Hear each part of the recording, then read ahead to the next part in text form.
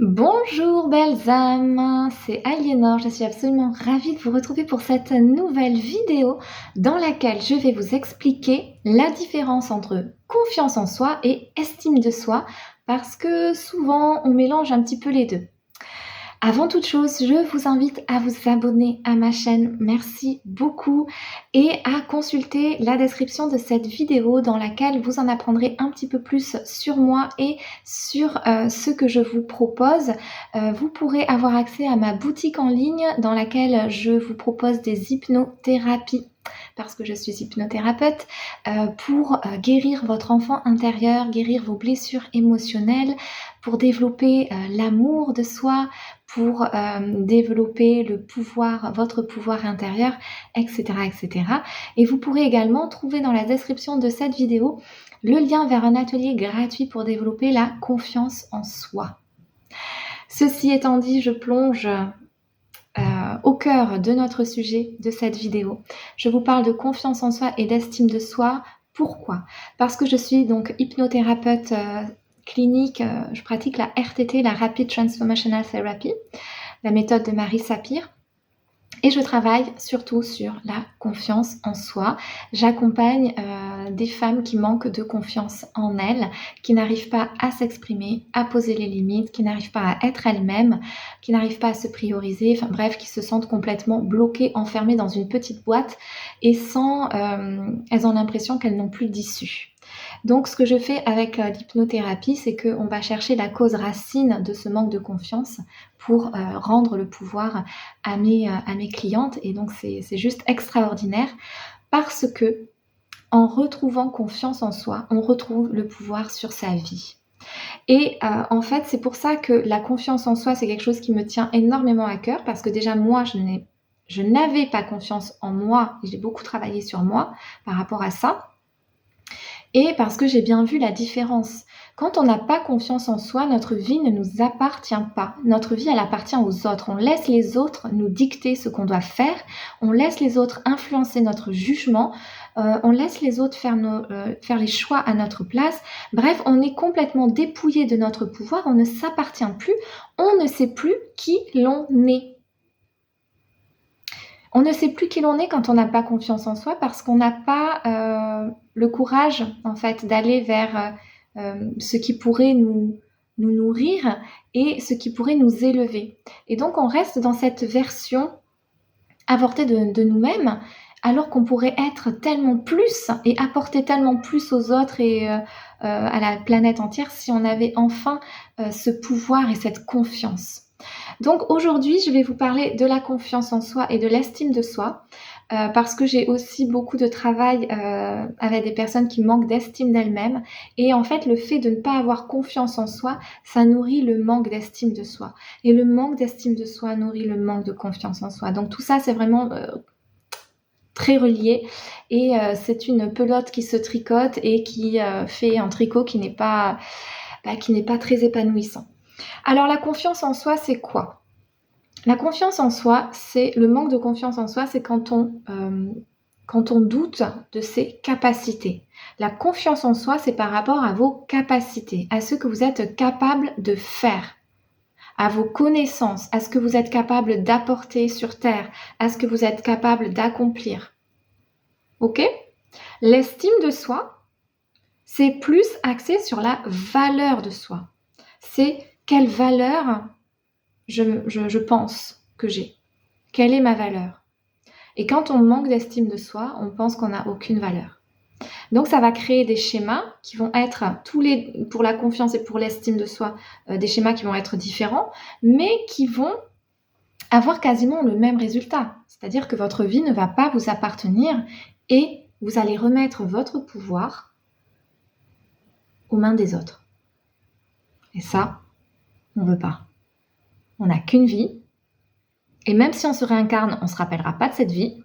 Donc on ne veut pas ça. On veut reprendre le pouvoir. Alors, quand on manque de confiance en soi, les symptômes, ça va être quoi? Peut-être que vous allez vous reconnaître. Le manque de confiance en soi, ça va être je n'ose pas. Je n'ose pas postuler à ce travail. Je n'ose pas contacter cette personne. Je n'ose pas. Je ne sais pas dire non. Je n'arrive pas à poser les limites. Je n'arrive pas à faire des projets, à mener à bien mes projets. Le manque de confiance en soi va pouvoir créer de la procrastination. Si vous procrastinez beaucoup, il y a des chances que vous manquiez de confiance en vous parce qu'en fait, la procrastination, ça vous permet de repousser toujours le moment où vous allez devoir rendre votre projet ou achever quelque chose et le moment où vous allez pouvoir être jugé sur ce que vous avez fait. Donc la procrastination, ça va être aussi de l'auto-sabotage. Quand on manque de confiance en soi, on s'auto-sabote parce qu'on a tellement peur de l'échec qu'on préfère s'auto-saboter plutôt que d'échouer. Et puis quand je dis qu'on n'ose pas, du coup, ça va être carrément ne pas tenter les choses parce que par peur de l'échec, parce qu'on se dit à quoi bon? De toute façon, j'en suis pas capable. Voyez. Donc ça va être ça. Et le fait de ne pas poursuivre ces projets, de ne pas tenter les choses, ça va nourrir de la peur. Donc souvent les personnes qui manquent de confiance en elles ont peur de tout. Peur d'oser, peur du regard des autres, peur du jugement, peur du conflit. Elles vont avoir aussi beaucoup d'anxiété parce que quand on n'a pas confiance en soi, on n'a pas confiance en ses capacités et en ses capacités d'adaptation, par exemple en société. Donc ça va pouvoir créer des anxiétés sociales, de l'anxiété de ne pas réussir à parler aux autres, pas leur dire ce qu'il faut au bon moment. Ça va être beaucoup d'angoisse, de stress, parce que on n'a pas les outils en soi, on n'a pas cette confiance qui pourrait dire non, attends, je stresse pas, j'ai pas d'anxiété, moi je sais que je maîtrise, je sais que j'ai le pouvoir, je sais qui je suis, je sais ce que je vaux, je sais de quoi je suis capable. J'ai pas à stresser, je maîtrise, vous voyez? Donc ça va être tous ces symptômes-là. Les symptômes du manque d'estime de soi, ça va être, alors là c'est hyper dur, ça va être de se parler très très mal. Donc si vous êtes souvent en train de dire du mal de vous, de la dépréciation constante, de l'autoflagellation, voilà, et de la dépréciation constante, ça peut être signe d'un grand manque d'estime de soi, enfin ça peut, non c'est sûr même. Donc ça va être une grande souffrance intérieure, une grande souffrance mentale, parce que quand on se parle mal, malheureusement on y croit. Hein, on y croit. Et alors si on a eu pour un peu un entourage abusif qui vous a dit des choses quand vous étiez enfant, et alors là c'est rentré, ça s'est ancré dans le subconscient et c'est une vérité pour vous alors qu'en fait pas du tout. Donc un des symptômes du manque d'estime de soi, ça va être des mots très très très très durs envers soi-même.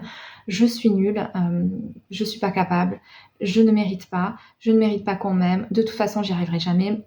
Je ne mérite pas son amour, je ne mérite pas mes amis, mais que font mes amis avec moi? Voilà, ça va être ce discours hyper négatif d'auto-dépréciation, on s'enfonce. Ça, c'est vraiment un des symptômes les plus courants du manque d'estime de soi, qui peut être bien entendu qui peut être accompagné d'états dépressifs, bien entendu. Parce qu'en fait, on se fout à terre. Hein. C'est comme si vous étiez en train de vous mettre vous-même des coups de poing pour vous mettre à terre. Les mots que vous dites envers vous-même et qui sont hyper virulents, hyper violents, hyper durs, souvent on les dirait pas à ses amis. Hein. Tu es nul quand tu te dis je suis trop nul, de toute façon j'y arriverai pas, mais pourquoi les gens m'aiment, je mérite pas d'être aimé, ce genre de choses, mais on le dirait pas à son meilleur ami ou même au voisin. Alors pourquoi se le dire à soi? Parce qu'en fait, ça vous met à terre ce genre de discours. Donc si vous m'entendez que ça vous parle, stoppez net, on arrête ça. Arrêtez les pensées négatives, arrêtez ce discours de douleur envers vous-même, d'auto-accusation envers vous-même. Vous faites comme vous pouvez. Hein. Voilà, faut avoir de la compassion pour soi. Et donc, ces mots qui sont très durs, ça va créer des états dépressifs. Il va y avoir aussi beaucoup de, comment dire, alors peut-être pas, je sais pas si on peut dire jalousie, mais d'envie. Voilà, beaucoup d'envie. Les personnes qui manquent d'estime d'elles-mêmes, elles vont avoir beaucoup d'envie et elles vont être aussi très critiques envers les autres parce que souvent, c'est de l'envie. Les autres qui arrivent, qui se bougent, qui se motivent et tout ça, les personnes qui manquent d'estime d'elles-mêmes, elles vont les regarder avec beaucoup d'envie. En fait, elles vont peut-être critiquer, mais ça va être aussi beaucoup d'admiration. Mais elles vont toujours avoir ce discours négatif envers elles-mêmes, bien sûr, mais aussi envers les autres. Le manque d'estime de soi, ça va être quoi? Ça va être accepter que les autres vous traitent mal. Donc ça va être dans des relations qui peuvent être abusives ou accepter que dans votre travail on vous parle mal ou qu'on vous paye mal parce que de toute façon vous le méritez, vous méritez pas plus puisque c'est ce que vous vous répétez, vous vous dites non mais j'ai pas de valeur donc pourquoi on me paierait plus? Ça va être des personnes bien sûr qui vont pas oser affirmer leurs opinions comme pour le manque de confiance en soi, qui ne vont pas avoir confiance en elles du coup et qui ne vont pas aller vers quelque chose, vers une vie plus positive, elles vont pas poursuivre leurs rêves, elles vont pas, voilà. Et puis surtout, les personnes qui manquent d'estime d'elles-mêmes, elles vont aussi souvent attendre que ce soit quelqu'un d'autre qui vienne les sauver, les aider. Elles vont, comme je vous dis, elles n'ont plus de pouvoir, elles ont remis le pouvoir dans les mains des autres, donc elles attendent que ce soit les autres qui fassent les choses pour elles, qui prennent les décisions pour elles et qui en fait les portent. Parce qu'elles se disent tellement qu'elles vont pas y arriver qu'il faut que ce soit les autres qui les portent presque jusqu'à ce qu'elles voudraient obtenir. Vous voyez? Donc du coup, ça crée aussi des tensions dans les relations. Et qu'est-ce que je voulais dire? J'avais quelque chose qui m'a traversé l'esprit par rapport à ça. Toujours d'être dans l'attente. Ah là là, je ne sais plus.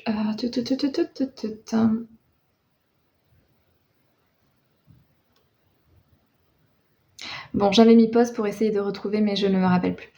Voilà, donc vous voyez un petit peu les schémas récurrents pour la confiance en soi au niveau des symptômes et tout ça, et pour l'estime de soi. L'estime de soi, c'est vraiment une profonde dévalorisation parce qu'on pense qu'on n'a pas de valeur. Voilà, donc l'un nourrit l'autre. Bien sûr, si on n'a pas confiance en soi, on se dit qu'on n'a pas de valeur. Et quand on n'a pas d'estime de soi, on se dit qu'on ne peut pas avoir confiance en soi, on ne mérite pas d'aller postuler à tel travail, on ne mérite pas d'avoir telle relation, etc. Donc si ce que je viens de vous dire vous parle, je ferai une vidéo de toute façon pour... vous avez l'atelier déjà gratuit avec des informations, je crois qu'il fait 20 minutes, avec plein de conseils pour développer la confiance en soi. Et je ferai une vidéo pour développer l'estime de soi. Je vous invite, si vous manquez d'estime de vous-même, si ce que je vous ai dit vous parle au niveau de la dévalorisation, etc., déjà de stopper votre schéma de pensée négatif. Si vous le pouvez, dès que vous avez une pensée négative pour vous, hop, vous dites stop. Et surtout d'aller voir ma boutique en ligne. Il y a une méditation sur l'amour de soi.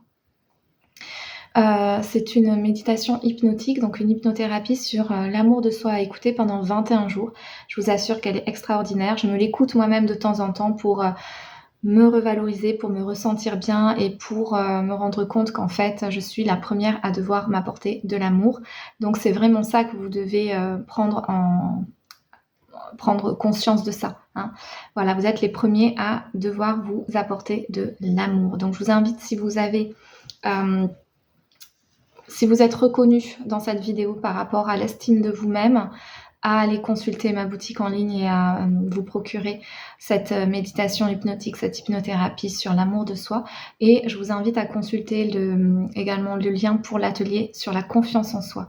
Ça vous permettra, si vous voulez, de reprendre le pouvoir sur votre vie, de vous dire que vous ne dépendez de personne, que vous avez le droit d'exister, que vous méritez l'amour, vous méritez d'être aimé, vous méritez d'être respecté, vous méritez de courir après vos rêves, vous méritez de postuler au travail de vos rêves, vous méritez d'avoir la vie que vous souhaitez avoir parce que quand on s'est incarné sur Terre, normalement, on était là pour expérimenter la vie à son plus haut potentiel. Sauf que quand on a été petit, on nous a bourré de choses qui ne nous appartiennent pas. Et notre travail en tant qu'adulte, là, maintenant, c'est de reprendre le pouvoir, reprendre les rênes, reprendre le contrôle sur votre vie et de vous dépouiller de tout ce qui ne vous appartient pas. Revenir à vous, de retrouver le bonheur. Ok ? C'est possible. Je vous remercie si vous êtes là en train encore de m'écouter. Merci infiniment. N'hésitez pas à commenter cette vidéo si elle vous a parlé, si elle a évoqué des choses en vous. Et Prenez bien soin de vous. Abonnez-vous à ma chaîne. Merci pour votre soutien et à très vite pour de nouvelles vidéos.